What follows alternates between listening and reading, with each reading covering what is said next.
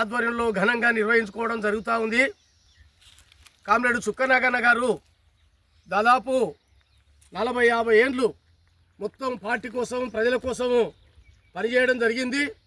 Comrade చుక్కనాగన్న గారు వనపర్తి పట్టణంలో మంచి నాయకుడిగా ఆయన పనిచేయడం జరిగింది. కార్మిక సంఘాలను సంబంధించి ఏర్పాటు చేయడం, కార్మిక సంఘాలకు నాయకత్వం వహించడం, ఆ పద్ధతుల్లో రైస్ మిల్లు హమాలీలకు కానీ, అదేవిధంగా ఈ మార్కెట్ హమాలీలకు కానీ, బజార్ హమాలీలకు కానీ, తోపుడు బండ్ల కార్మికులకు కానీ, అన్ని రంగాల కార్మికులకు, భవన నిర్మాణ కార్మికులకు కానీ చాలా పెద్ద ఎత్తున వాళ్లకు సంఘాలు ఏర్పాటు చేసి సంఘ నాయకుడిగా పనిచేయడం జరిగింది.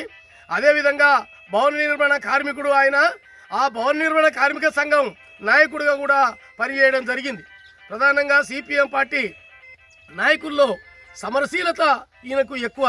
ప్రధానంగా కార్మికులకు, కష్టజీవులకు, రైతులకు, పేదలకు ఏ సమస్య వచ్చినా ఖచ్చితంగా నిలబడి పెద్ద పెద్ద ధనవంతులకు వ్యతిరేకంగా, కోటీశ్వరులకు వ్యతిరేకంగా, భూస్వాములకు వ్యతిరేకంగా పెద్ద ఎత్తున నిలబడడం జరిగింది. గట్టిగా నిలబడి వాళ్ళని వెనక్కి కొట్టి ఆ పద్ధతిలో పోలీస్ స్టేషన్లో ఉన్న ఏ సమస్య వచ్చినా కూడా ఖబర్దార్ అని చెప్పి ఆ పద్ధతిలో నిలబడి ఒక సమరశీలమైన నాయకుడిగా చుక్కనాగన్న పనిచేయడం జరిగింది.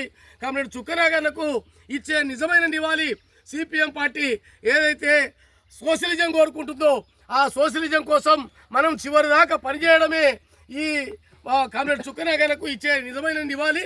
ఈరోజు రేపటి వరకు 2వ తారీఖు, ఏప్రిల్ 2వ తారీఖు నుంచి ఏప్రిల్ 6వ తారీఖు వరకు సిపిఎం పార్టీ అఖిల భారత మహాసభలు 24వ మహాసభలు మదురైలో చాలా విజయవంతంగా నిర్వహించుకోవడం జరుగుతూ ఉంది.